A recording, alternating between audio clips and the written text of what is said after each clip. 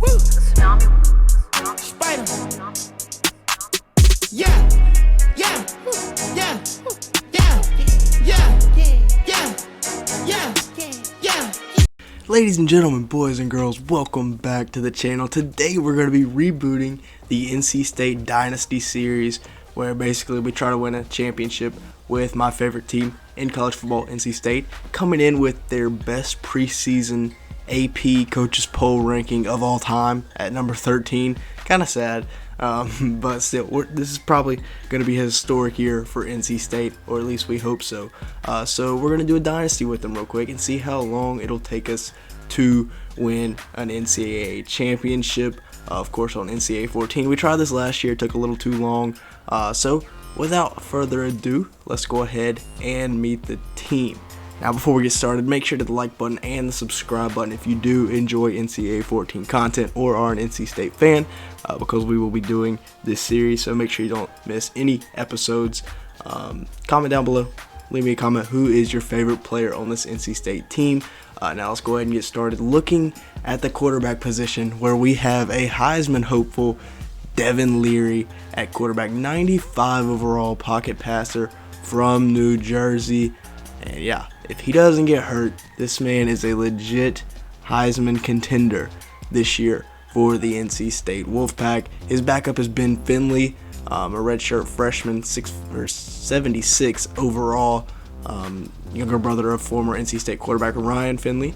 And then the true freshman, MJ Morris, will probably be catching a red shirt, but this kid is electric. He's been turning heads at camp. 91 speed, 91 agility, 99 acceleration.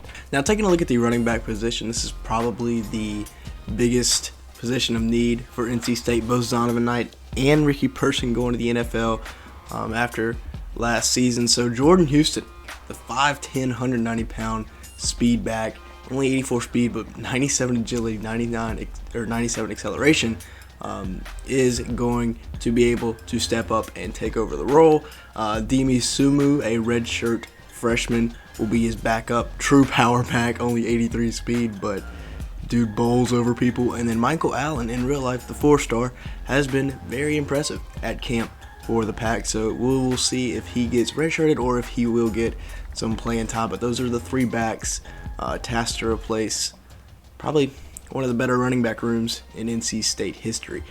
Trent Penix at fullback, 78 overall, redshirt junior. The receiving room is where it gets interesting. Thayer Thomas back for his 8th year on the team. Redshirt senior with a couple of COVID years in there. 87 overall slot receiver.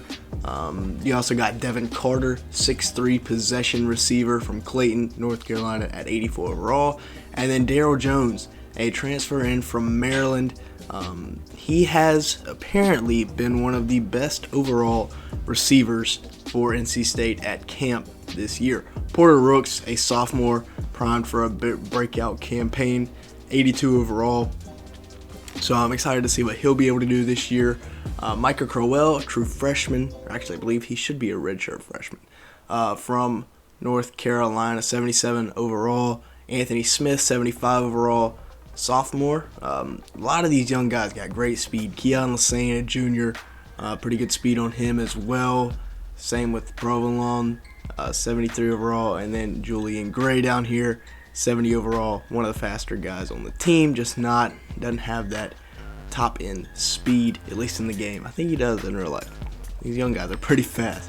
Now, the tight end position, we got Chris Tootle, redshirt sophomore, 77 overall. Fred Sebro will be backing him up at 71 overall.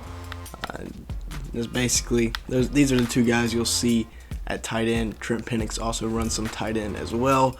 Bryson Spees is the starting left tackle, redshirt senior, 77 overall. Anthony Belton, sophomore, 73 overall, backing him up.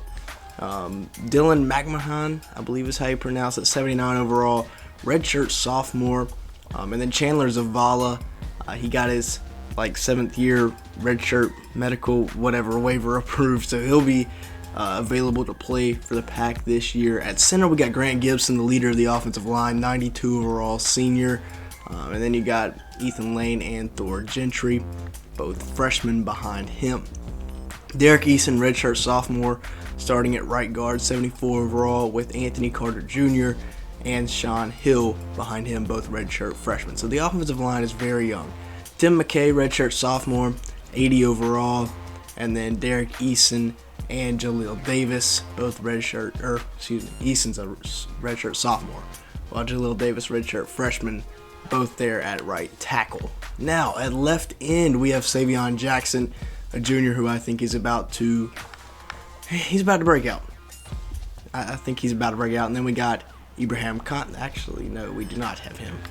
I think he's still on the team, but he was a senior last year. So Travali Price will get most of his playing time. Just forgot to remove him from the roster there.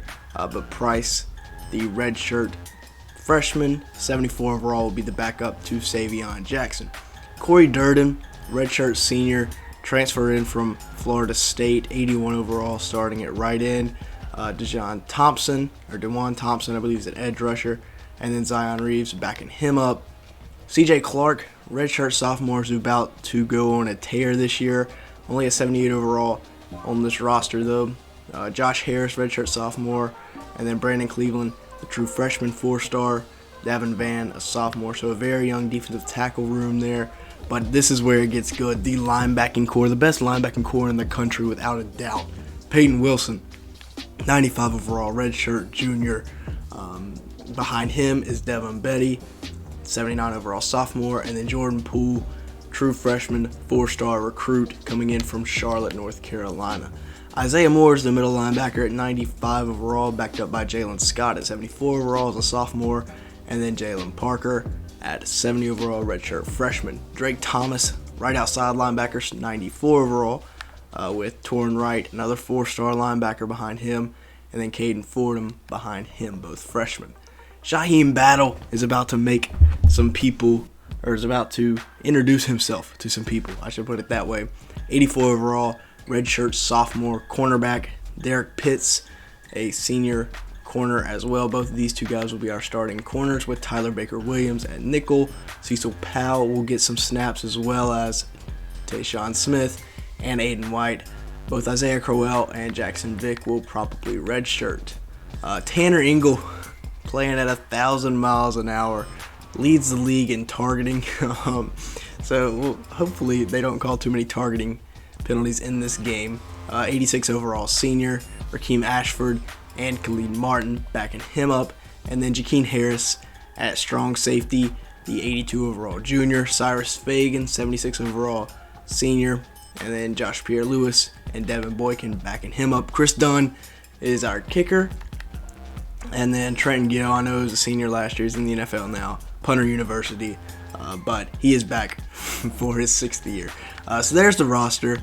It's pretty good. I think we can make some noise, especially in the ACC. If we can beat Clemson and then Wake with Hartman, it's going to be interesting. But I think this is a very, very good roster. Taking a look here at recruiting, I am going to handicap myself a little bit, just so you know you can't go all out with the low lock cheese and just get all the 5-star athletes. I am going to have to follow whatever NC State recruited. So, for example, this is the 2023 class. Right now they have 3 4-stars and then 8 3-stars committed. So I'm going to, and to the position. So, like, for example, they have a 4-star tight end committed. I will be able to recruit a 4-star tight end, but that would be the only tight end that I would be able to recruit. So Kevin Wilson here. And then they also got a 4-star athlete and a 4-star safety. So that's who I get to recruit. Basically, just trying to replicate what they've done in real life in recruiting, so it doesn't get too out of hand, too overpowered, because in NCAA 14, you can just go out and get all the 5-star athletes, turn them into receivers, and cheese it. So that's just one way of trying to handicap myself a little bit. But for this class, we will have a 4-star tight end, like I said, a 4-star athlete, and a 4-star safety, and then corner, defensive end, and then 4 offensive linemen, a receiver, and a quarterback. So that's what our class will be looking like. Only 11 players, so that is going to be a bit tricky, especially next year when it comes to depth. But we do have a young squad that we're rocking with, so that's what recruiting looks like right now. Now, the final thing here will be taking a look at our schedule. Unfortunately, UConn is not in this game, so they are not going to be able to be used. Or they are, but Charlotte is, kind of their team mode, I guess. UConn wasn't good enough to make the cut. So we're going to start out with FCS Southeast. They will be taking the place of Charleston Southern. For some reason, the game wants me to have an ACC matchup in week 3, so we're going to be playing Virginia, and then we're going to be playing Clemson right after that. Texas Tech there in week 5, then followed by Wake Forest, Syracuse. Get a bye week in week 8. Week 9 we travel to, week 9 we're at home against Florida State, and then against North Carolina, Duke, Boston College, and ECU.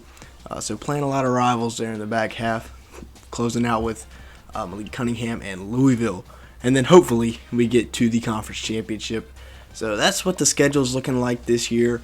That's going to do it for the first episode here. Make sure, like I said, hit the like button, hit the subscribe button so you don't miss out on any new content. Hopefully we'll be releasing these, within a couple days of each other. So part 2 should be out soon. But yeah, with all that being said, thank you so much for watching today's video.